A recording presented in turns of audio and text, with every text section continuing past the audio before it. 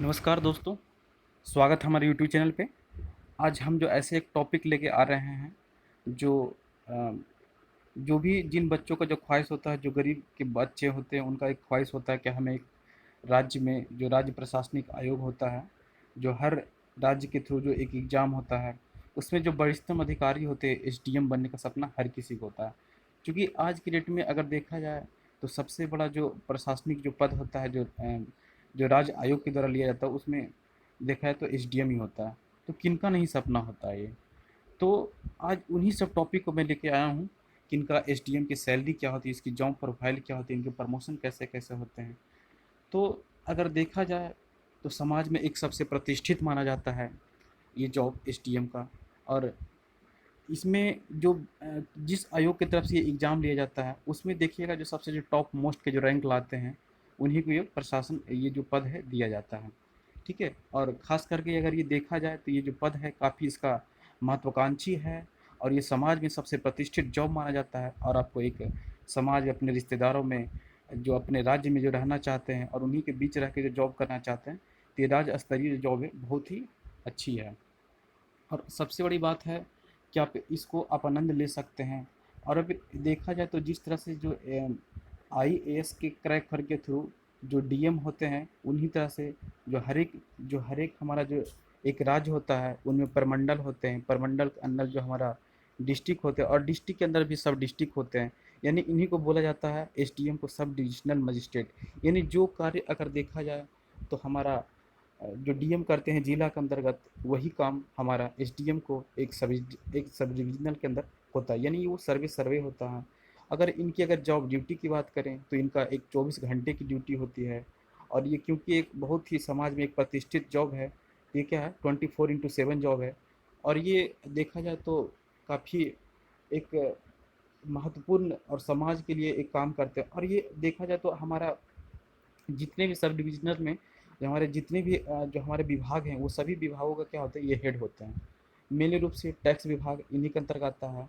भूमि से रिलेटेड हो गया, जितने भी हैं एक्स वाई जेड, हमारे जितने भी जो हमारे एक सब डिविजनल के अंदर जो भी विभाग होते हैं, वो क्या होते हैं, ये इन्हीं के अंतर्गत आते हैं। तो चलिए देखते हैं कि सबसे पहले एसडीएम का जो वेतन कितना होता है और इनको क्या क्या सुविधाएं दी जाती है। तो अगर देख सकते हैं कि आप जो एक एसडीएम होता है, उनको जैसा है कि पद के साथ क्या है, इनको जिम्मेदारियां भी दिया जाता है। तो इनका जो पे ग्रेड होता है वो 5400 पे ग्रेड होता है। और तो 54 पे ग्रेड का कहने का मतलब है कि आपको अगर बिहार में जॉब करते हैं तो आपको बेसिक जो पेमेंट स्टार्ट होगा आपका, आप मान सकते हैं कि 65 से 70 या प्लस भी जा सकता है। ठीक है? और इसके अलावा भी बहुत सारी सुविधाएं इनको दी जाती है। इनको बिना किराए कि मामूली किराए पे क्या है, स्वर्ण के एक कर्मचारियों के लिए निवास दिया जाता है। दूसरा है एक सुरक्षा गार्ड इनको दिया जाता है, घरेलू नौकर जैसे रसोइया और माली भी इनको प्रोवाइड करवाया जाता है।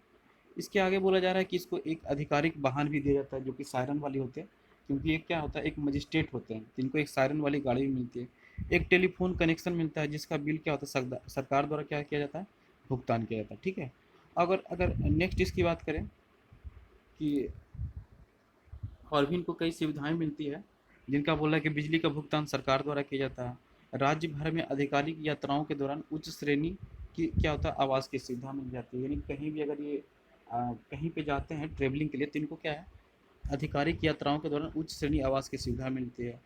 और उच्च अध्ययन के लिए अवकाश की सुविधा मिलती है। जिससे मान के चलिए कि आपका एसडीएम में सिलेक्शन हो गया, आप चाहते हैं कि हमको आईएएस बन के डीएम बनना है, तो उसके लिए भी आपको अवकाश दिया जाता है, 1 साल 2 साल ले सकते हैं।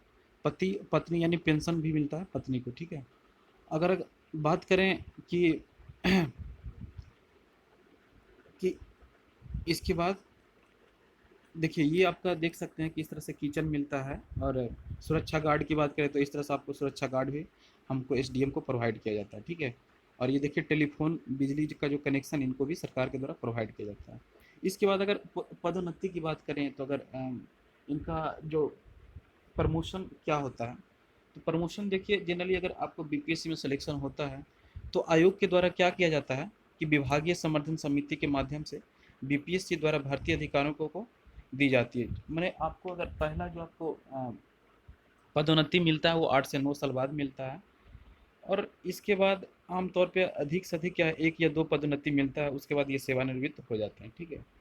और यूपीएससी का हालांकि जो पास करके जाते हैं उनकी जो पदोन्नति होता है काफ़ी तेज़ी होती है, और बीपीएससी से जो पास कर जाते हैं उनका थोड़ा सा स्लो होता है।